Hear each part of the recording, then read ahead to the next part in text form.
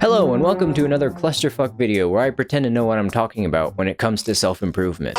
Now, I'm not even a partly certified psychologist, but I am a fully certified human being. So naturally, I can exercise my God-given right to spew all kinds of bullshit and not be held liable when something goes horribly wrong. Today, I'm talking about the bane of our generation, the monster in the closet for Christian mothers over 50, and the source of all violent terrorists of murderers. I am of course talking about gaming. As every respectable human knows, gaming was forged in the fires of hell by Lucifer, Kratos, and the Chainsaw Devil himself in order to make the children of our next generation brain dead and horribly violent. Now, of course I'm joking. If you are a proud gamer and my words offended you, don't worry, it was a joke. I do play games myself, you know, I love it when the sword goes and when my Metal Gears are solid. I'm a big fan of all that shit. But unfortunately, gamers, today I'm not here to speak for gaming. I would like to discuss some points against gaming. What? Now, before you find my address and send Nintendo's mercenaries to come kill my family, or start calling me slurs like Karen or, God forbid, game journalist, I'd like you to hear me out. Yes, gaming is fun, I admit, but the main topic I'm arguing in this video is that gaming can be alcoholism for unproductive people and a bane for people who want to make progress. I use the alcohol analogy because I personally think it fits pretty well. It's a leisure activity that is, you know, I think it's okay in moderation, but doing it alone is bad if you don't do anything else. And it can be a source of escapism and take up a lot of time. And, you know, obviously, alcohol abuse is very different from just, like, playing games a lot. I understand that. Now, if you're someone who enjoys playing games for hours a day and you feel a sense of fulfillment and achievement from doing that, then good for you, whatever. This video is made for people who want to make progress. I will be talking about when games are taking up space beyond your free time. So buckle up and strap on those Trojans because we're about to get balls deep into this issue. Or, you know, at least as deep as my personal experience goes.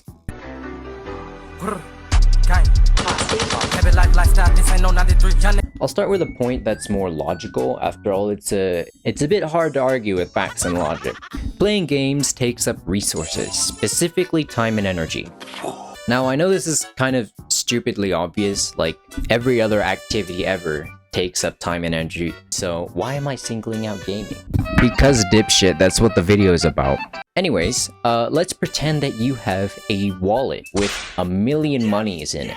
Maybe you were human trafficking with Andrew Tate, or you were selling feet pics on Discord, I don't give a fuck. Basically, you have $1 million, and you want to invest your hard-earned doubloons. Now, you could invest in a dogshit crypto, an NFT scam, or perhaps a Kickstarter with empty promises. Basically something that promises easy yield that doesn't actually give you the yield. Regardless of if you invest all at once or little at a time over increments, you would still gain borderline nothing if anything at all. You will have just lost the money, and now you can't spend it on things that actually matter. Now replace that $1 million with the time and energy that you have at the beginning of a day. And instead of investing in a dogshit crypto, you're playing a game. This analogy conveniently works for any other destructive and meaningless activity. Something that promises positive yield, in this case fulfillment, but doesn't actually give it to you. And it just leaves you tired and feeling like ass.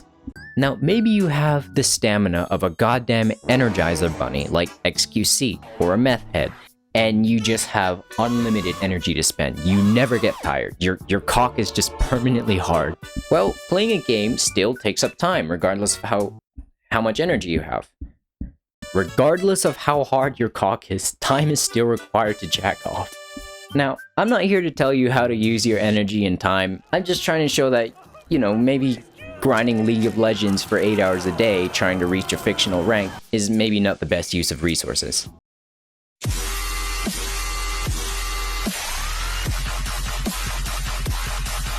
Now, this next point will explain why games can be so addictive.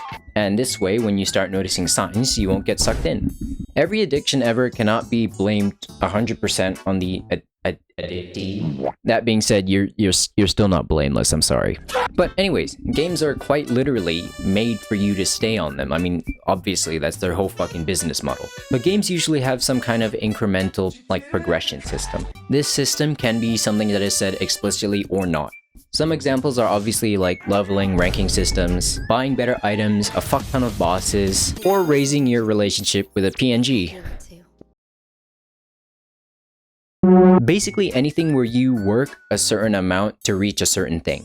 Now, if you get sucked into it, it can create a never-ending feedback loop where you reach a goal in a game and oh wowee, look at that, there's a new shiny goal in front of the one that you just got. And it doesn't seem that far away to achieve. And you know, why shouldn't we go for it? It's right there, and we already proved that we could do the previous one.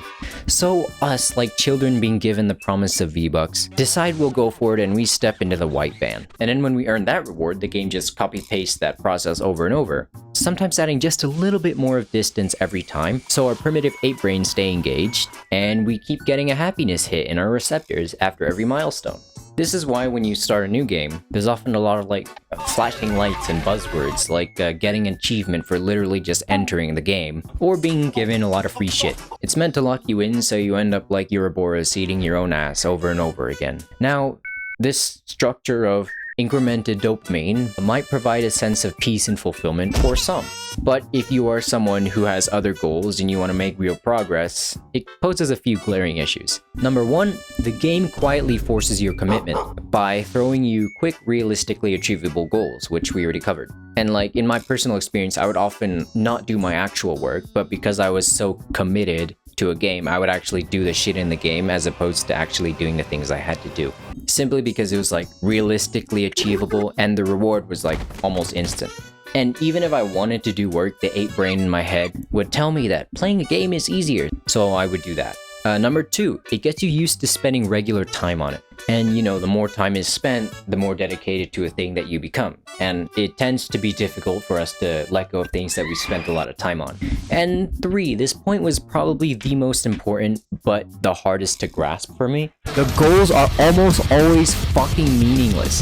What the actual ballsack do you gain? Like quick dopamine hits, you get a 3D model of a gun or a car. Or you get like, I don't know, like anime PNGs. Wait, that one might actually be valid. If you're playing a game during your free time, I think that's fine, because at least you're limiting the game to a window. But if you're giving a game more time than it deserves, and you know it, it will keep you from working towards things that will actually give you something valuable back, like making furry vor artwork for a commission.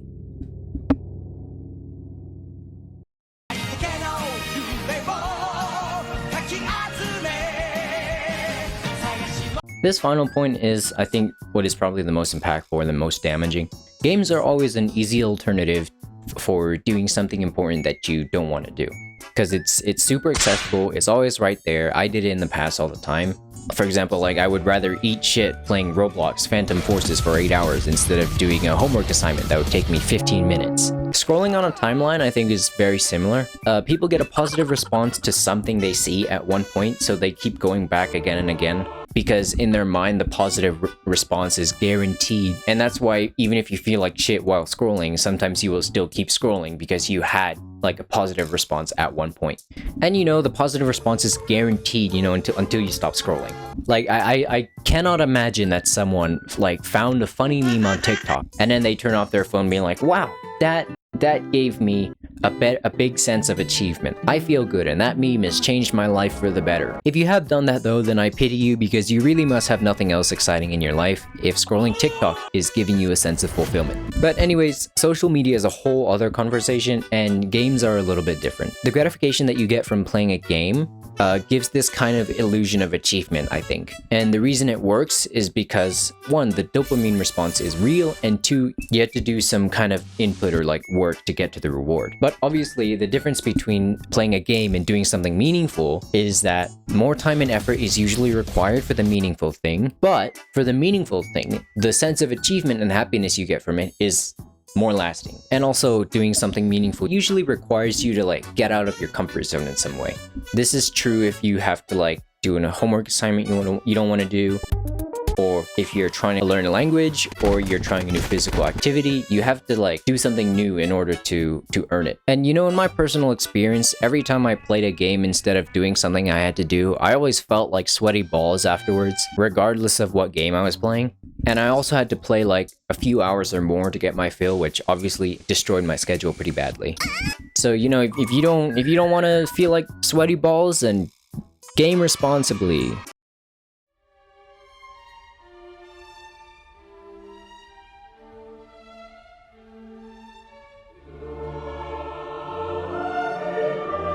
Now, this section will be a bit shorter. I just wanted to give a bit of advice. The first, solution is just kind of like the way of thinking. You have to just understand that, you can still play games, but the reward will feel so much better if you've, earned it. And, you know, some people have this sense built into them, but I didn't, and I had to learn it, and, you know, I did. Basically saying that you just have to force yourself not to take the easy way out every time that you're at a crossroads. And it can be hard at first to, break that habit of gaming. But, you know, habits are literally just that. They're habits. It's literally programming that you can rewire with time. But however, sheer will is usually not enough. This is not because you're weak. I don't know why people always say that, a strong will is needed to be productive. That's just, not completely true. You don't fix alcoholism by putting an alcoholic in the middle of a liquor store and tell him to, resist all the alcohol using his sheer will. Sometimes the solution is to just, remove what is bothering you, even if it's just temporarily. The most impactful solution would obviously be to cut out games completely, but I can't do that. Games still have tight enough a grip around my sack that I can't escape, since I like to commit war crimes from time to time with my friends. Yeah, come up north. Tristan, come on me. No, don't do that. Get near me. Yeah. Hey, flip that. Hey, yo, I got that. No! So instead, I have used an application that helps restrict all my shit. This way you can still play games if you want to, but you get the benefit of being able to tell the ape in your brain to shut the fuck up every time you're doing work.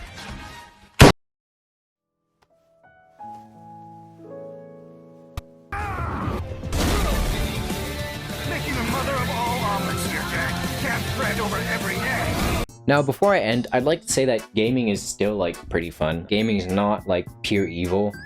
It's only game. It's like any other hobby, it just needs to be controlled. I know I said a lot of points against gaming, but it's still fun. Grindy shit like CSGO and Valorant and League, I think are just kind of cancer, but, things with a story or, meaningful thought put in by the developers, I think is cool. But, you know, even if there are still good games, you still shouldn't, you know, gorge on high-quality fine wine. And, I don't know how to conclude this video, so I'm just gonna end it here.